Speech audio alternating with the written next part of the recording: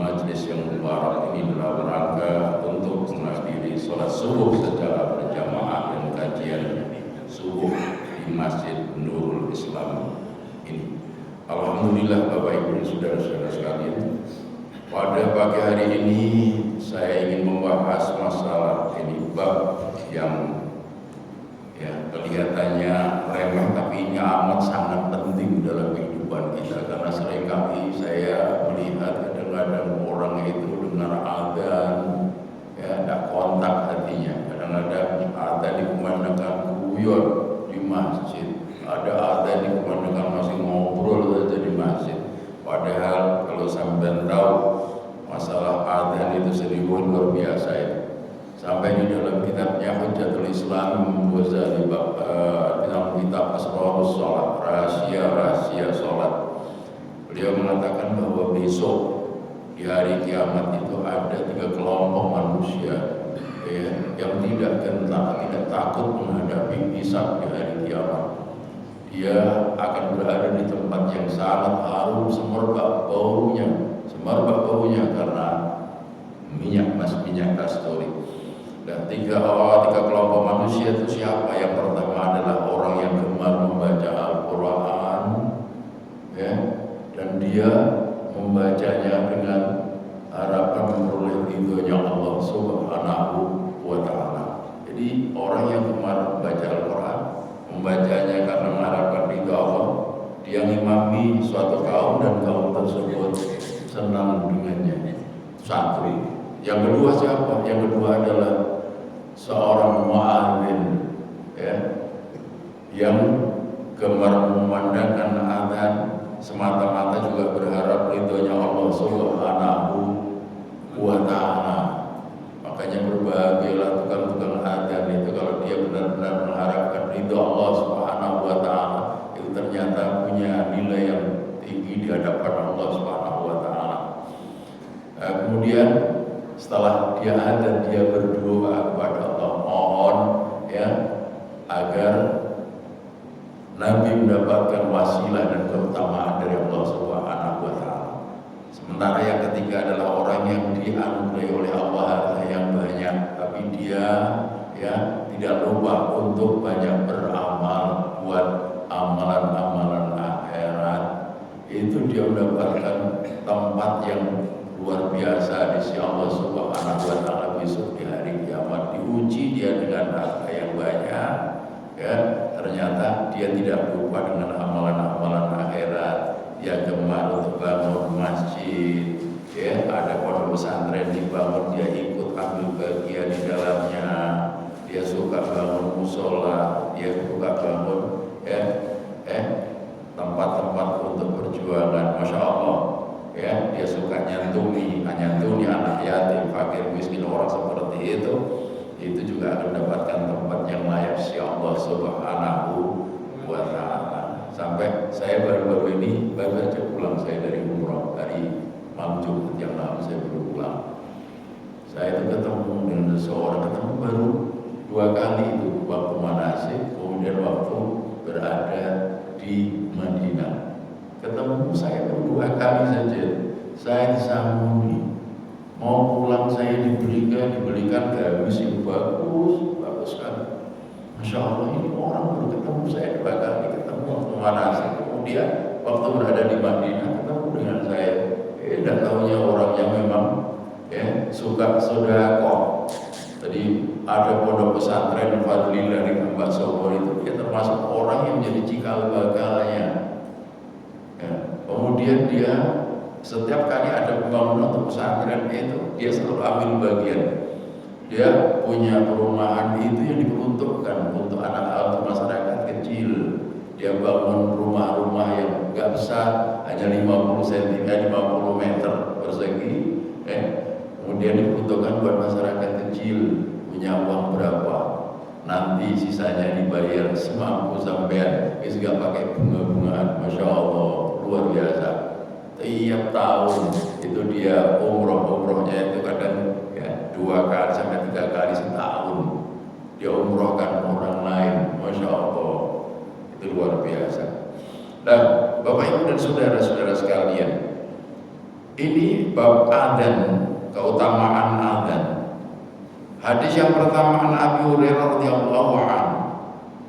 Dari Abi Hurairah radhiyallahu anhu anna Rasulullah sallallahu alaihi wasallam bahwa Rasulullah sallallahu alaihi wasallam bersabda, "Lau ya'lamun nasu ma fil nida was-saffil awwal." Jika sekiranya manusia itu tahu apa-apa yang terdapat di dalam adzan dan shaf yang pertama, ya.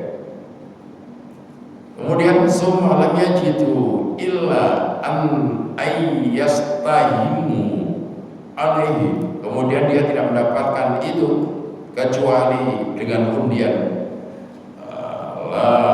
Lastahamu alaihi, tentu dia akan ikut undian itu. Kenapa? Karena saking kepinginnya dia mendapatkan adzan dan shaf yang pertama. Nah, padahal kalau sampai tahu Allah menghargai manusia itu besok di hari kiamat, ya seperti ya waktu sholatnya.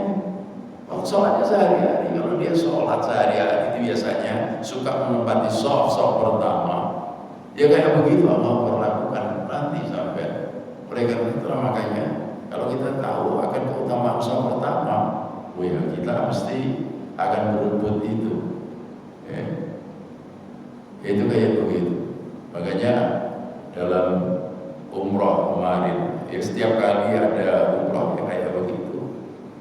Walaupun subuh di Masjid Nabawi itu jam 6, di Masjidil Haram juga jam 6, tapi kita biasa datang jam setengah 3, jam 3. Jadi masih kurang 3 jam, 3 jam setengah kita sudah ada datang di masjid. Hanya karena kepingin berada di shaf yang pertama.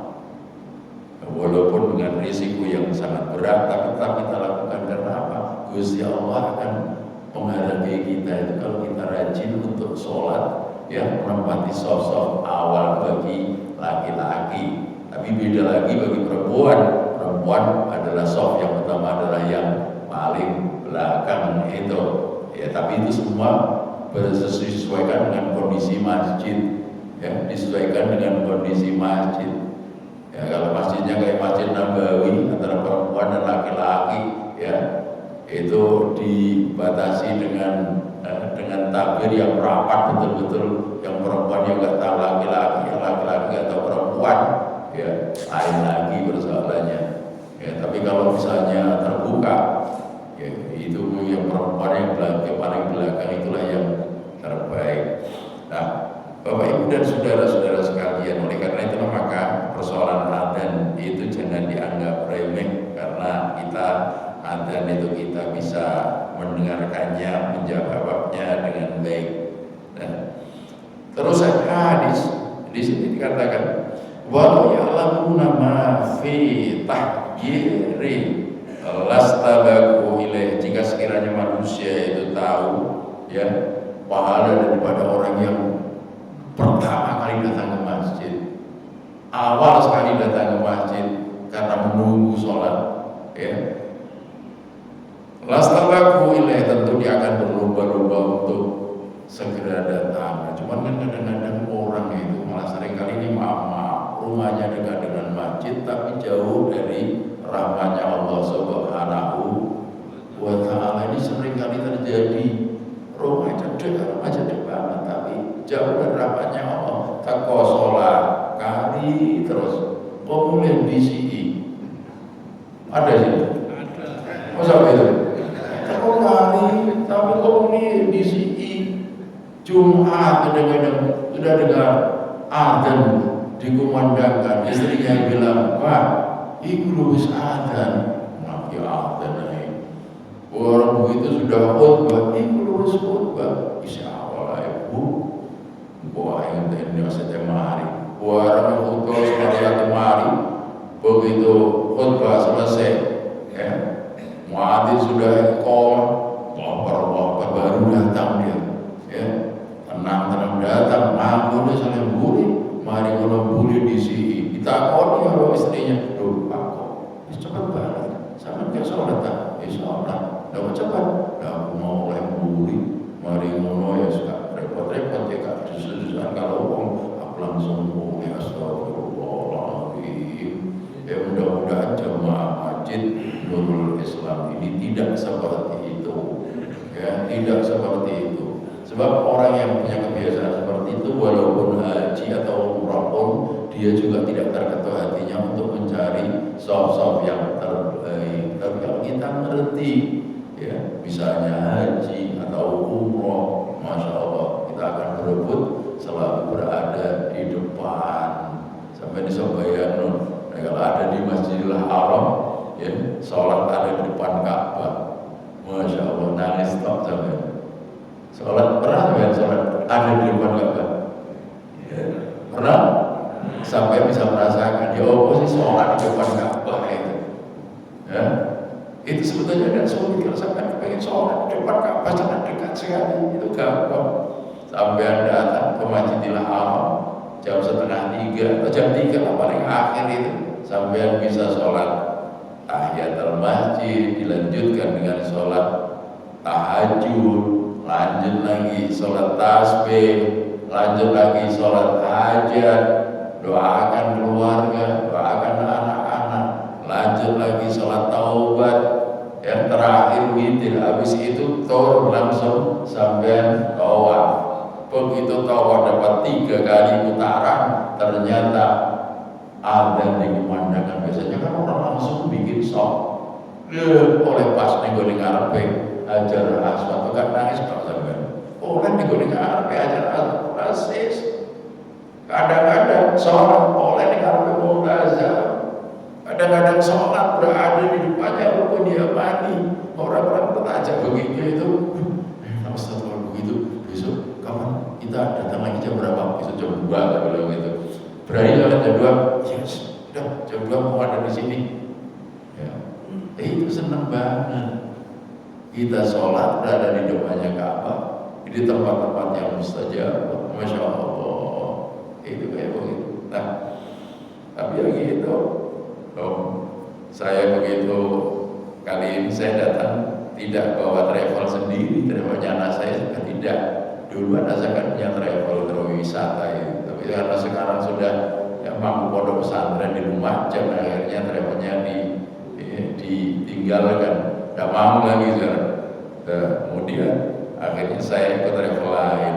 Begitu tahu saya Ustaz, saya minta tolong nanti ya waktu pelaksanaan ibadah di Masjidil Haram maupun di Masjid Nabawi, ya insya Allah. Saya bilang gitu. Ya bagaimanapun kita itu akan tinggal diam melihat jamaah, ya sudah bayar mahal-mahal, kemudian jamaah itu tidak diarahkan. Sampai akhirnya berapa kali saya ceramah bisa, ya, berapa kali.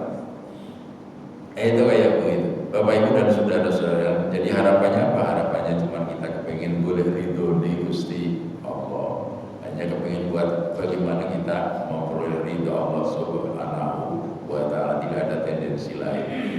Bapak Ibu dan saudara-saudara sekalian, dan ini terus hanya hadis ini.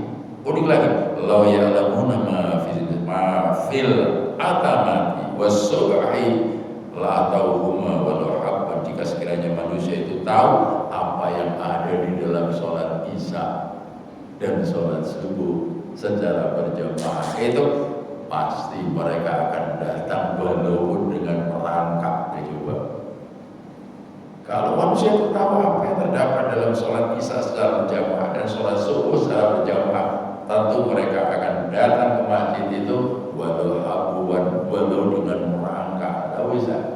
Kenapa Ustaz? Karena sholat isya itu kalau sampai lakukan secara berjamaah dan sampai boleh ridho di Gusti Allah, pahalanya sama dengan sholat separuh malam. Kalau sholat subuh sampai lakukan secara berjamaah, boleh ridho di Gusti Allah, sampai dapat pahala seperti sholat semalam suntuk. Kenapa banget? Iya kayak begitu. Isi ngomong bukan Pak Asrawi, yang ngomong itu adalah baginda Rasulullah Muhammad SAW, dan ini hadis muttafaqun alaih, disepakati oleh 2 imam besar dalam hadis, yaitu Imam Bukhari dan Imam Muslim, yang kesahihannya itu tidak diragukan. Masya Allah. Nah, makanya sholat isya secara berjamaah, sholat subuh secara berjamaah luar biasa. Ya, kalau tidak ada udzur yang sangat, jangan sampai kita Kemudian berikutnya, hadis yang berikutnya, wa ana Abdullah bin Abdurrahman, dari Abdullah bin Abdurrahman bin Abi Sa'sa'ah, anna Aba Sa'id al-Khudri radhiyallahu anhu qala, bahwa Abu Sa'id al-Khudri radhiyallahu anhu berkata, inni araka tuhibbul ghanama wal badiyah, aku sesungguhnya melihat engkau senang banget dengan kambing dan lembah. Fa idza kunta fi ghanamika, apabila Anda berada di tengah-tengah kambing-kambingmu atau aubadiyah atau lembahmu, fa'adanta lis-shalah, kemudian kau akan adzan untuk sholat, farfa' sautaka, keraskan suaramu bin nida, di dalam adzan itu, fa innahu la yasma'u mada sautil mu'adzini jinnu wala insun wala syai'un illa syaidalahu yawmal qiyamah, karena tidak ada yang akan mendengar suara muadzin itu, apakah dia jin atau manusia atau apa saja, kecuali besok akan jadi saksi bagi muadzin itu di hari kiamat. Coba sampai tahu bedanya muadzin dengan imam. Kalau imam benar-benar ikhlas, imam itu 7 tahun itu jaminannya surga bigori bisa. Tapi kalau muadzin 40 tahun, tapi sampai nggak usah persoalan itu. Pokoknya sampai kalau ada kesempatan sampai iso adzan yo adzan saja, adzan saja. Cuma nek wis sepuh yo coba adzan, sepuh kadang-kadang adzan suaranya putus-putus. Sementara yang mendengar kadang-kadang sama usoh sih adzan yang masjid suaranya putus-putus koyo polisi pajak adzan aja. Koyo piye di masjid Rahmat adzannya khas. Allahu Akbar, padahal itu disenderkan lewat radio itu, Jawa Timur dengan semua usaha musim jadi muadzin di Masjid Rahmat. Kok pun gak diganti-ganti, Masya Allah. Padahal zaman Kanjeng Nabi adzan itu kulit wong sing suaranya memang baik, namanya Bilal bin Rabah. Itu kan terkenal muadzinnya Rasulullah SAW, suaranya indah melengking itu, Masya Allah.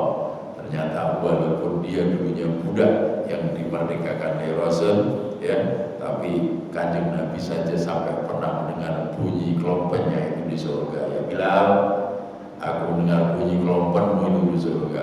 Apa yang kamu lakukan selama ini? Karena setiap kali habis adzan dia selalu berdoa.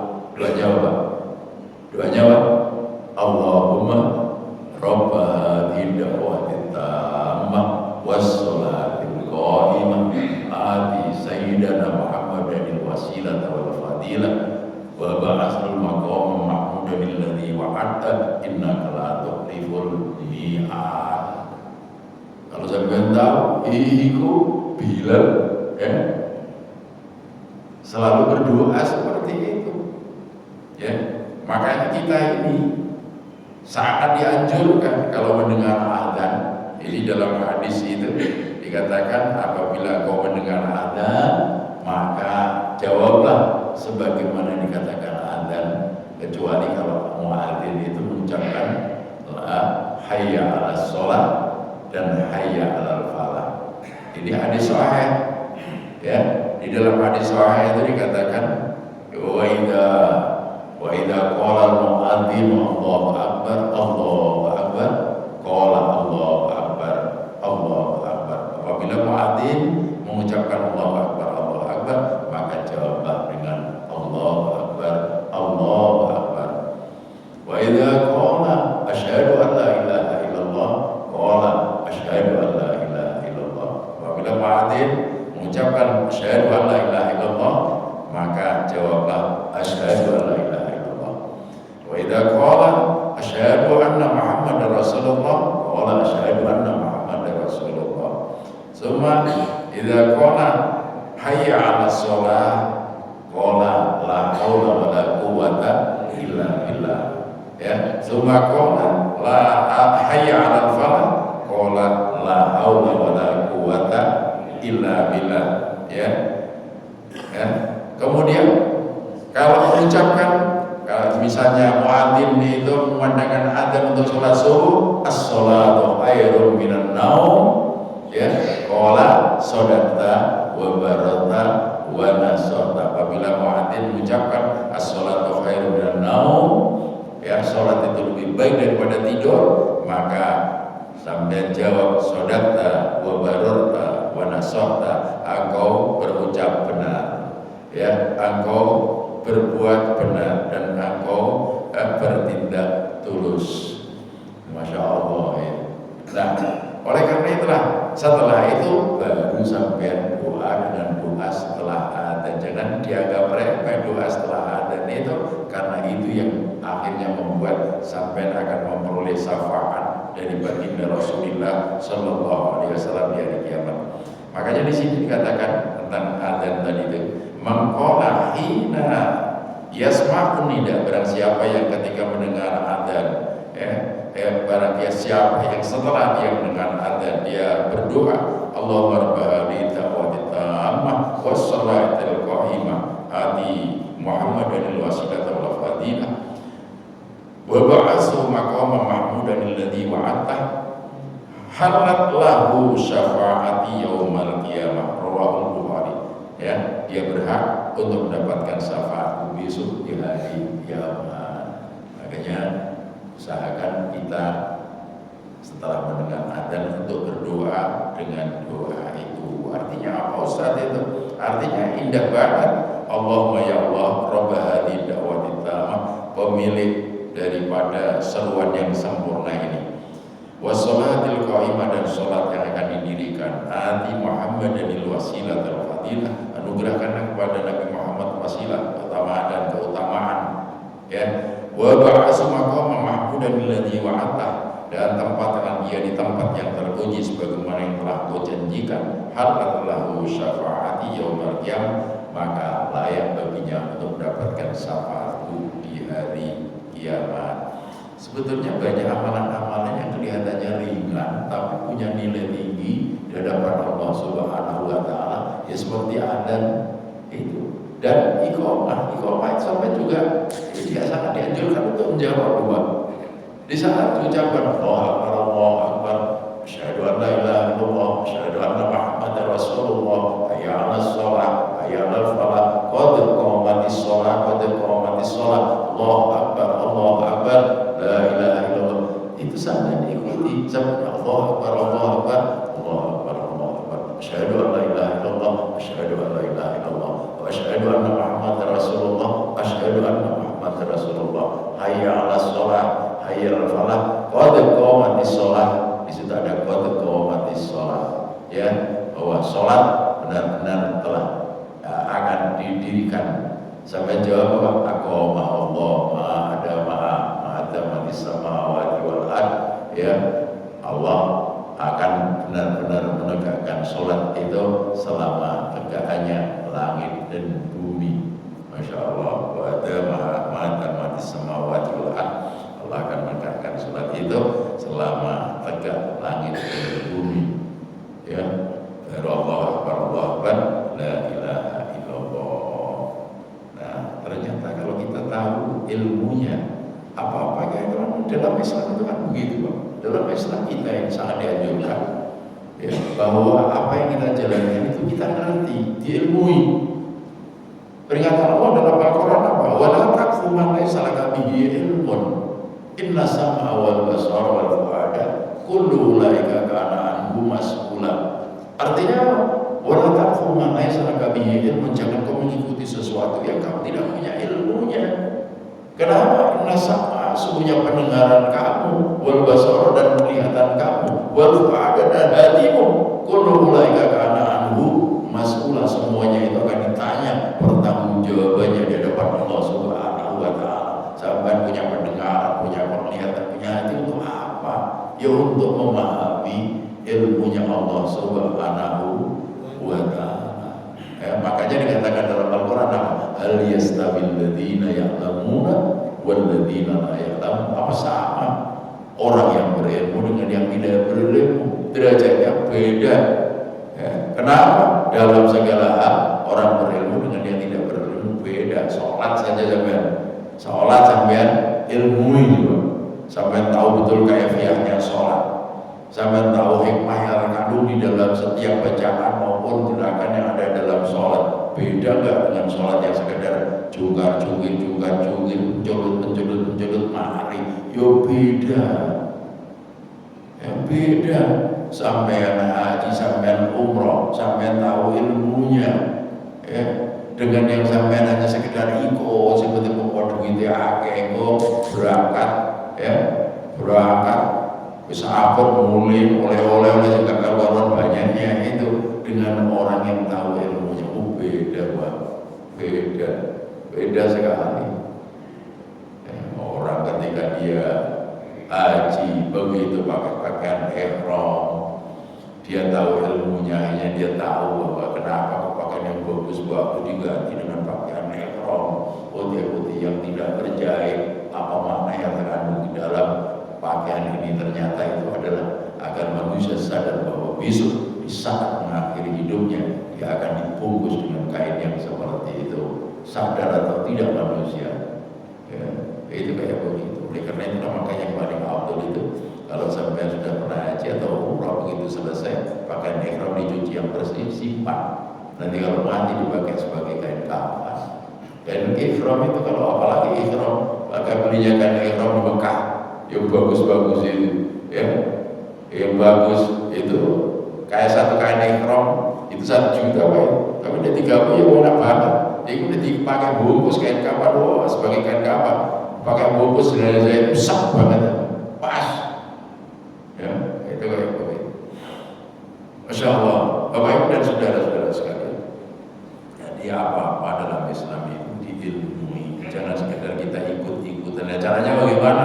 Kalau sampean nggak rajin baca sendiri, ya sampean kalau ada pengajian ikut. Nah sini, ini ada purpose-nya. Siapa yang rajin baca sini juga? Saya pengen tahu siapa yang rajin baca. Ini ada purpose di masjid. Ini yang bisa sampai baca di sini. Nanti kalau sampai misalnya belum selesai bacanya, sampai pinjam untuk beberapa hari, nanti selesai sampai kembalikan. Oh itu bagus itu. Syukur kalau sampai punya kebiasaan rajin untuk beli kitab-kitab itu, sehingga kita ini di dalam rumah itu punya kesibukan-kesibukan yang memang ya punya nilai tinggi di hadapan Allah Subhanahu wa Ta'ala. Itu dulu kalau di rumah saya itu istri saya punya kebiasaan suka nyicil tafsir, misalnya beli 1 set, ya itu ada berapa juz, ada 15 juz, setiap bulan itu beli 2 jilid, ya. Jadi nyicilnya itu bukan nyicil untuk kreditan barang-barang rumah tangga, enggak, kita. Jadi bulan ini kita nyicil apa Mas, bulan ini nyicil apa, kita nyicil kita. Kalau begitu banyak di rumah saya kayak perpustakaan. Apalagi ada hampir semua anak-anak saya ada di pondok. Ya. Mereka pada pulang sudah bawa kitab-kitabnya sendiri, masih banyak saja. Ya, karena hobinya memang baca. Ya, kalau hobi baca itu, insya Allah ilmu itu kita akan dapat dan nanti Allah sendiri yang akan menatanya. Masya Allah. Bapak Ibu dan saudara-saudara sekalian yang berbahagia.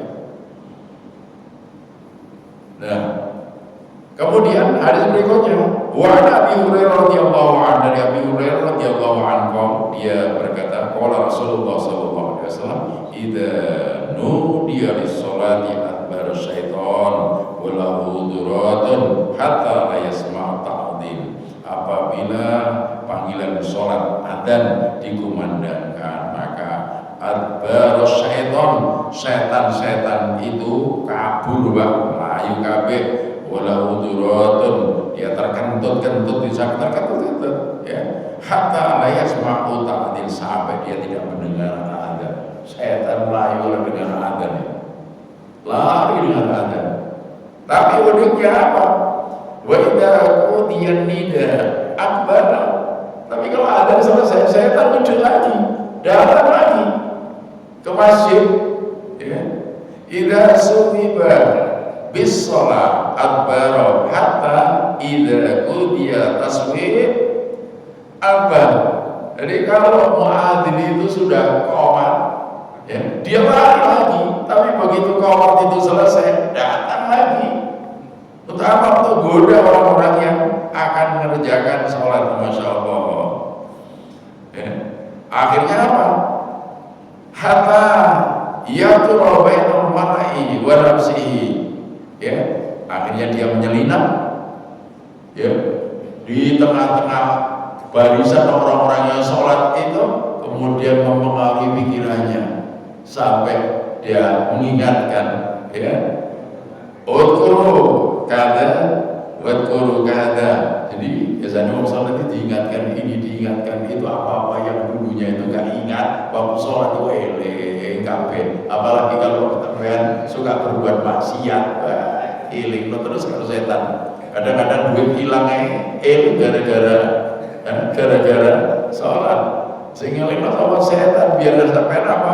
Sampai dikatakan lam yadkura min qablu hatta yadhurra rajulu ma yadri kam sholat. Sampai digoda pikiran sampai keeling sholat ini dapat berapa rakaat. Ini mau sekolah berapa rakaat ya sholatku. Nah, ini kan sering kita ini digoda dengan lupa dapat berapa rakaat sholat ini. Ayo sampai merasakan apa enggak ya? Sampai kalau sholat kadang-kadang diingatkan ini, diingatkan itu, sampai akhirnya sholatku cuma sholat rakaat atau telur rakaat. Kalau sampai terjadi begitu ya apa? Ya apa sampai? Kalau misalnya sholat sendiri, sampai ragu-ragu, ini sholat saya, misalnya sampai sholat maghrib sendirian di rumah, sampai digoda, ya dapat 2 rakaat atau 3 rakaat. Kalau terjadi begitu, sampai pilih yang mana? Pilih yang pendek, 2 rakaat, ya nanti karena baik. Tapi kalau sampai pilih yang 3 rakaat, ternyata sampai baru 2 rakaat, akhirnya sholat sampai kurang 1 rakaat, ya. Jadi dalam ibadah itu kalau sampai ragu-ragu itu pilih yang paling sedikit, ya. Tapi kalau dalam hal makanan yang sampai ragu-ragu, sampai pilih sing akeh. Misalnya sholat, sampai ragu-ragu sholat maghrib, ini tadi 2 rakaat atau 3 rakaat. Wis bener-bener lali, wis pilih yang 2 aja. Setelah itu nanti sampai tambah, ya, sampai tambah terakhir sampai sujud sahwi nggak apa-apa. Tapi kalau dalam hal makan makanan baru, makan pisang goreng, aku mau makan entek loro telu, sampai pilih yang mana? Pilih yang banyak. Sebab kalau sampai pilih yang sedikit, ternyata sampai pilih 2, sing sampai makan telu, sampai berarti ya kenden seto itu sampai ya dosa. Itu makanya di dalam hadis Nabi mengatakan tidak mayuri buka illa ma yuribu, tinggalkanlah yang meragukan kamu kepada yang tidak meragukan kamu. Sebab apa? Yang sering membuat ragu itu adalah setan. Nah, itu kayak gitu. Ini hadis muttafaqun alaih, disepakati 2 imam besar hadis, Imam Bukhari dan Imam Muslim. Insya Allah. Nah, Bapak Ibu dan saudara-saudara sekalian yang berbahagia, ini sudah ada doa setelah adzan juga sudah.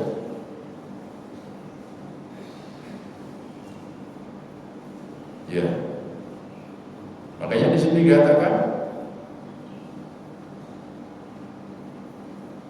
Ana Abdullah bin Amr bin Al-As radhiyallahu anhu dari Abdullah bin Amr bin Al-As radhiyallahu anhu annahu sami'a Rasulullah sallallahu alaihi wasallam yaqul, bahwa dia mendengar Rasulullah sallallahu alaihi wasallam bersabda, idza sami'tumun nida faqulu misla ma yaqul. Apabila kamu mendengar muadzin mendengar panggilan adzan, maka ucapkanlah seperti yang diucapkan oleh muadzin. Summa sallu alayya, kemudian selawatlah kepadaku. Fa innahu man shalla alayya salatan sallallahu biha alaihi biha asran. Barang siapa yang selawat kepadaku sekali, maka Allah akan membalas selawat kepadanya 10 kali. Maksudnya apa? Kalau sampai dengan adzan Allah Akbar, sampai jawab Allah Akbar, itu langsung sampai selawat. Allahumma shalli ala sayyidina Muhammad atau Allahumma shalli ala Muhammad. Boleh. Asyhadu an la ilaha illallah, sampai jawab asyhadu an la ilaha illallah. Allahumma shalli ala sayyidina Muhammad. Berarti yang sampai dapat salawat berapa ya? Asyhadu anna Muhammadar Rasulullah, asyhadu anna Muhammadar Rasulullah, sampai teruskan dengan salawat kepada Nabi. Itu tuntunan Nabi seperti itu. Summa sallallahu alaihi wasilah fa inna manzilatun fil jannah. Kemudian minta kepada Allah untuk wasilah, karena itu adalah tempat yang tinggi di surga. La tambai illa li 'abdin min ibadillah, tidak sepantasnya itu didapat kecuali oleh hamba Allah Subhanahu wa taala. Wa ju'an akuna ana huwa, dan aku sangat berharap bahwa itu adalah aku, kata Nabi. Ya, itu adalah aku. Faman sa'alallahu liyal wasilah halat lahu syafa'ati, barang siapa yang minta kepada Allah untuk wasilah, maka layak dia mendapatkan syafaatku nanti di akhirat kelak, insyaallah. Di saat kita sedang berada di padang mahsyar, ya, gambaran kita berada di padang mahsyar itu bagaimana? Itu matahari seperti hanya 1 mil saja jaraknya dengan kita, panas yang luar biasa. Semuanya kepengen dapatkan naungan dari Allah Subhanahu wa taala. Ya kan? Nah, itu makanya itu benar-benar berat itu. Makanya dalam Al-Quran sendiri sampai dikatakan ya ayyuhan nas ittaqu rabbakum, manusia, takwalah kamu pada Tuhanmu, bahwa ya wahsyau yauma la yajzi walidun an waladi, dan takutlah kau dengan hari di mana pada hari itu seorang ayah tidak bisa menolong anaknya, wala mauludun wajazin an walidi syai'a, demikian juga anak juga tidak bisa menolong ayahnya, semuanya itu nafsi-nafsi. Ibu gak bisa menolong anak gak bisa menolong ibunya, itu kan kalau sudah hari kiamat. Semuanya nafsi-nafsi ngurusi dirinya sendiri-sendiri. Inna wa'dallahi haq, sesungguhnya janji Allah pasti benar. Fala taghurrannakum hayatid dunya, maka janganlah kau dapat diperdaya oleh kehidupan dunia yang menawar ini. Wala yaghurrannakum billahil ghurur, dan jangan kau dapat diperdaya oleh setan-setan sehingga membuat engkau lupa kepada Allah Subhanahu wa taala. Bapak Ibu dan saudara-saudara sekalian, kalau kita berpikir tentang kehidupan ini, masya Allah, ya, hari demi hari kita ini, dan usia kita semakin bertambah, tapi di balik itu kesempatan hidup kita semakin berkurang. Jadi betina usia kita tambah, tapi kesempatan hidup sehari berkurang sehari, sampai akhirnya begitu ajal tiba, kita dipanggil oleh Allah Subhanahu wa taala. Dan kalau sudah begitu, apakah sudah siap kita apabila sewaktu dipanggil oleh Allah Subhanahu wa taala? Kalau kita lihat di Mekah Madinah aja, setiap kali sholat berjamaah kita selalu mendengar ya seruan untuk sholat untuk mayit. Kadang-kadang banyak, kadang-kadang sedikit. Sampai kemarin saya tersentuh itu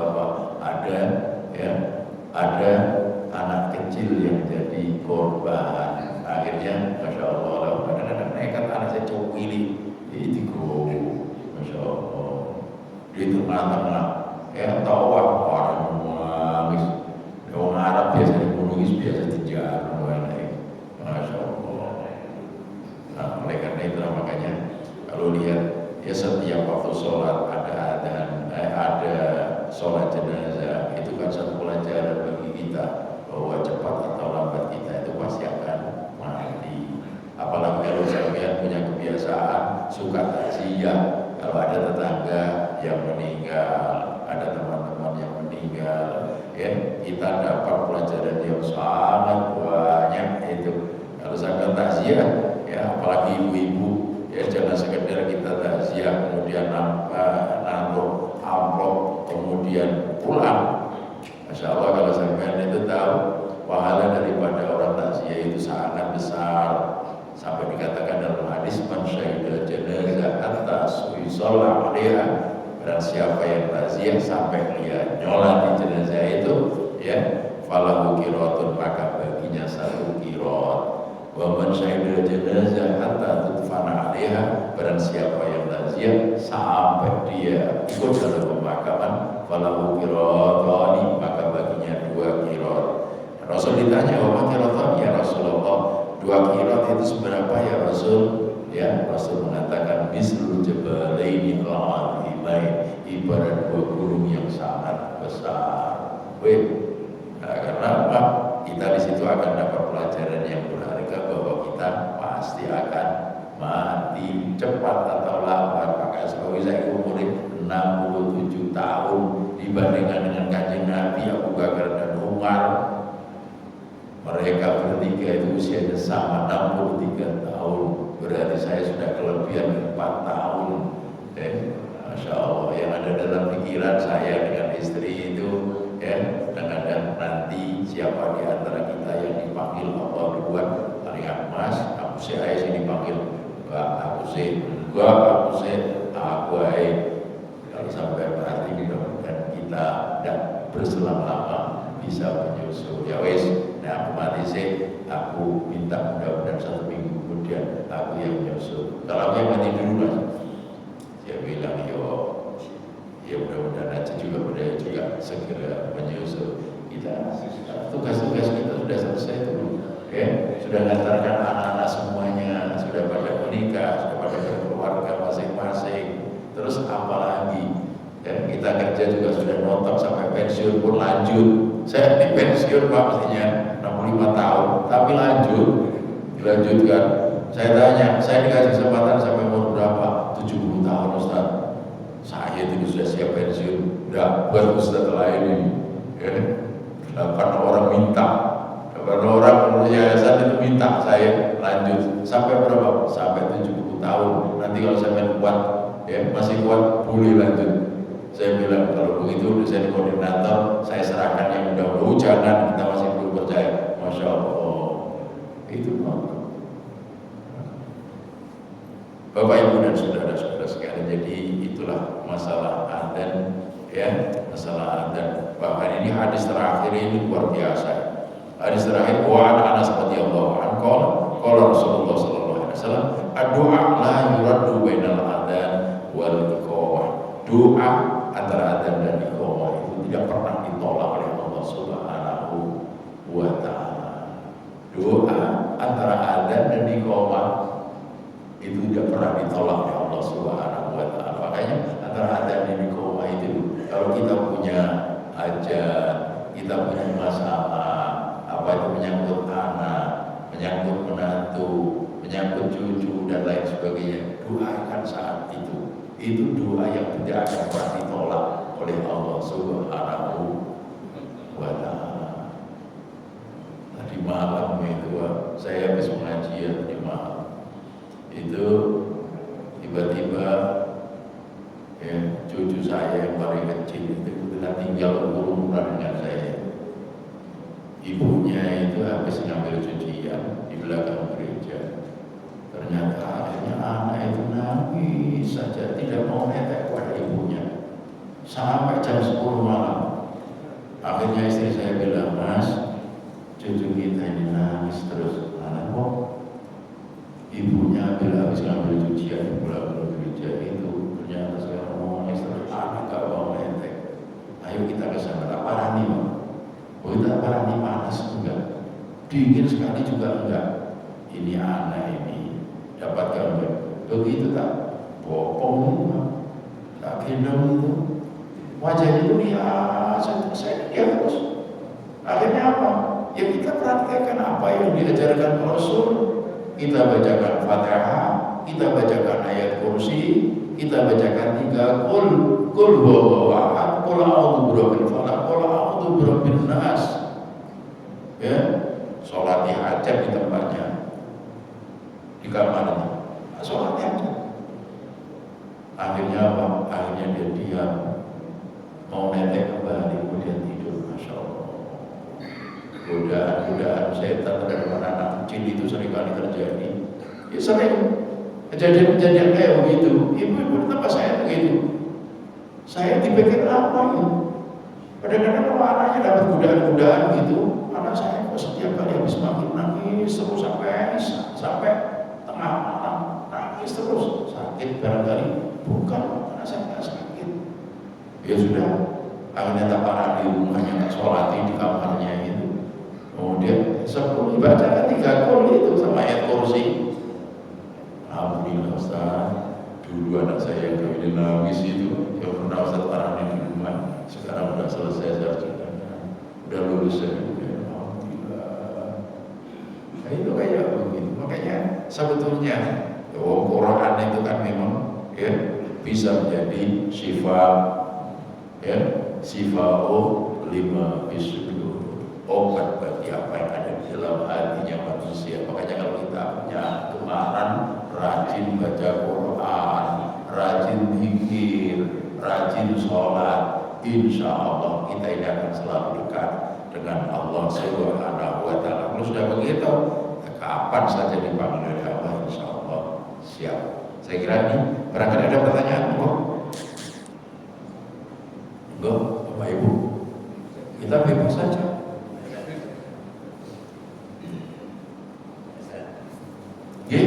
Monggo. Pertanyaan yang dari Bapak tadi bisa ya, gitu kan? Iya, boleh. Tanya hukumnya perempuan sholat Jumat. Iya. Itu lebih afdal sholat zuhur di rumah atau sholat Jumat di masjid? Lebih afdal. Itu satu. Perempuan sholat Jumat. Itu lebih afdal di rumah atau di masjid? Kalau sampai lihat di Makkah Madinah, perempuan waktu haji atau waktu umroh, mereka ikut sholat di masjid atau tidak? Mereka ikut sholat kan? Di Makkah Madinah, kita kalau lagi umroh atau lagi haji, ada banyak perempuan dari berbagai negara ikut sholat Jumat, mumpung ada di sana. Ya, kalau misalnya di masjid, kira-kira di masjid tidak menimbulkan fitnah, ya, masjidnya tertutup perempuan, ya, saja. Saya masih ingat zaman Pak Marsikan Batawi, ya, menjadi rektor di Yayasan Sunan Ampel Surabaya. Lah, yang namanya asramanya anak-anak perempuan itu dekat masjid. Kalau adzan dikumandangkan, anak-anak masih ramai sekali. Jadi sholat Jumat dilaksanakan di masjid Yayasan itu. Pada saat itu anak-anak perempuan asrama ramai sekali. Akhirnya datang sama beliau. Dosa kalian dengar adzan dikumandangkan, kalian dengar sholat Jumat dilaksanakan, kalian ramai sekali terdengar dari masjid. Kalian tidak malu. Daripada begitu kamu ikut sholat Jumat. Silakan itu masih pada saat itu. Ya, itu kayak begitu. Jadi kalau memang Jumatan perempuan ikut sholat Jumat di masjid, ya itu harus bisa menjaga diri. Kalau masih muda, ojo benor-benor kalau di masjid akhirnya jadi perhatian orang. Ya, biasa-biasa saja, bisa menutup auratnya dengan baik, maka ikut sholat Jumat ikut bagus. Tapi kalau misalnya tidak ikut juga bagus, hanya saja kalau nggak ikut Jumatan ada di rumah, ya sampai dengarkan adzan atau dengarkan khutbah Jumat dari masjid. Jangan sampai pas wayah sholat Jumat sampai nyetel film-film India. Ya, pas sholat di masjid, suaminya, anak-anaknya pada berangkat di masjid, ibunya di rumah nyetel film-film India. Masya Allah. Biasanya kalau di rumah saya, istri saya kalau tahu anak-anak saya, anak-anak sudah berangkat Jumat, ya dia biasanya mesti nyetel paling sehingga dia juga dapat hikmahnya gitu. Tapi kalau sudah sepuh-sepuh misalnya di masjid ada tersedia, itu sudah sepuh ikut lebih utama. Tapi kalau masih muda-muda ya wislah ojo. Tapi sing sepuh-sepuh biasanya bau tanah itu ikut itu lebih baik supaya apa? Lebih bagus. Ya harusnya muda-muda memang seringkali isirno, tapi tambah dandanan minor-minor takut oleh masjid. Jadi biasanya bisa menimbulkan fitnah. Tapi kalau bisa jaga diri, ya itu tidak apa-apa, mubah saja. Ya, itu kayak begitu. Itu yang terjadi. Ya, ada lagi. Oh, hukum Islam itu kondisional. Hukum Islam itu kondisional, Pak. Ya. Saya ingin tahu pendapat Ustaz. Saya ingin pendapat bahwa soft pertama kenapa Silakan masih belajar. Oh iya. Oh. Saya ingin pendapat Ustaz. Ada dua ya saya. Pertama, saya punya pendapat bahwa soft pertama kenapa diutamakan? Karena dulu para sahabat mungkin ingin mendekati Rasulullah, ingin melindungi Rasulullah saat perang, ingin melihat Rasulullah sehingga mereka itu berebut soft pertama. Dan ini juga mengingat bahwa ini juga panggil Rasulullah. Jadi kita harus berebut soft pertama karena tadi ingin melihat Rasulullah, ingin dekat Rasulullah, ingin melindungi Rasulullah saat perang. Terus yang kedua, saya punya pendapat bahwa orang masuk ke masjid itu, orang yang masuk masjid memilih satu utama karena saya laki-laki. Saya punya pendapat Ustaz. Saya masuk ke masjid memilih satu utama karena saya merasa saya laki-laki. Iya. Makasih Ustaz. Iya. Jadi orang menempati saf pertama, dikatakan oleh Rasul bahwa saf pertama itu adalah yang paling utama. Itu bukan karena ada Rasul, gak ada Rasul pun saf pertama itu memang utama. Ya kayak begitu Allah akan menghargai hamba-Nya. Kalau waktu sholat dia selalu menempati saf pertama, itu kan berarti dia belum datang waktu sholat sudah siap. Nah sementara ada orang sholatnya telat, mulai diisi, ya itu yang dikatakan jauh dari rahmatnya Allah Subhanahu wa Ta'ala. Jadi ada Rasul atau tidak ada Rasul, itu tetap soft yang pertama itu lebih utama. Pokoknya ngono, ya orang tidak akan berebut untuk menempati soft terdepan. Lah orang mengguna soft terdepan itu apalagi kalau di Mekah Madinah. Sholat Jumat saja sampai teko jam 10 sampai jam 10 baru berangkat di Masjidil Haram sampai nggak akan dapatkan sholat di depan. Saya zaman haji itu jam 10 saya berangkat, itu saya dapat di bawahnya lift. Akhirnya Jumat berikutnya saya ngajak Ustaz Sa'ad itu, waktu itu haji bersama saya. Ya Ustaz, berangkat jam berapa? Jam 9 Ustaz. Akhirnya jam 9 itu dapat sholat terdepan. Kalau udah begitu, Ka'bah ada di depan kita, Masya Allah. Senangnya luar biasa. Kalau begitu, enak ya, kita di sholat pertama. Saya kalau di Makkah Madinah, saya tidak mau rugi. Gimana tidak mau rugi? Saya kalau sholat, kalau tidak dekat dengan Rasulullah, saya sholat pas dekatnya dengan makamnya Rasulullah, dekat merasakan pasti beda, pasti kita merasakan beda. Demikian juga kalau di Mekah. Kalau di Mekah, saya selalu sholat, kepingin begitu sholat itu Ka'bah ada di depan saya. Kan kita kalau sholat di depan Ka'bah itu kita disunahkan untuk tidak menunduk tapi lihat Ka'bah. Dengan orang, oh itu Ustaz, sholat kok lihat Ka'bah? Kok udah menghadap ke bawah?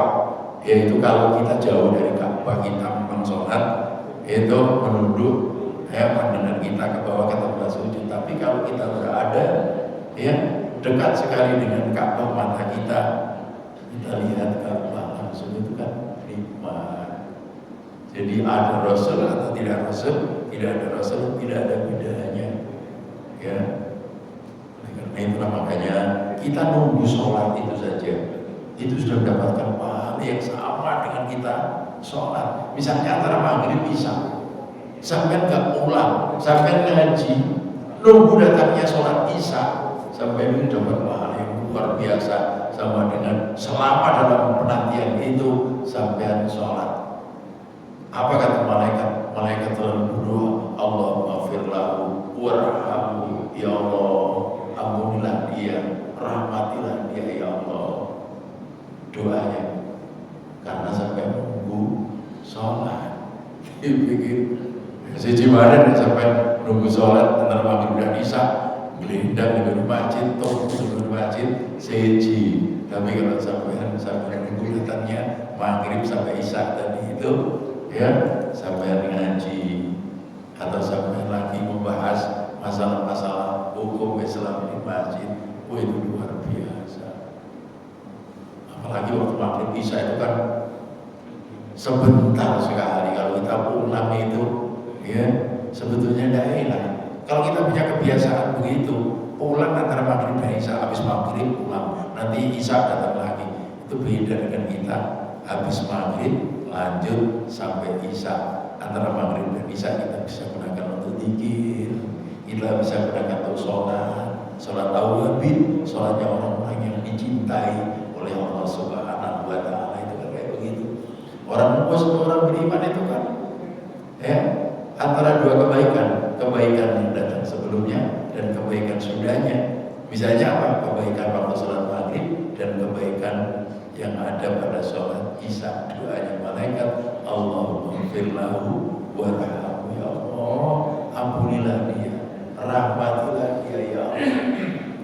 Didoakan sama malaikat. Gak kepingin sampai begitu. Lah orang kadang-kadang antara maghrib dan isya pulang, lah bosan kan, antara maghrib dan isya pulang, acara TV bagus sih Pak. Masya Allah, sampai saya tergoda dengan begitu. Ya, gitu ya Pak. Saya kira ini yang perlu saya sampaikan. Mudah-mudahan bermanfaat. Kurang lebihnya mohon maaf, dan akhirnya kita tutup dengan doa kafaratul majelis.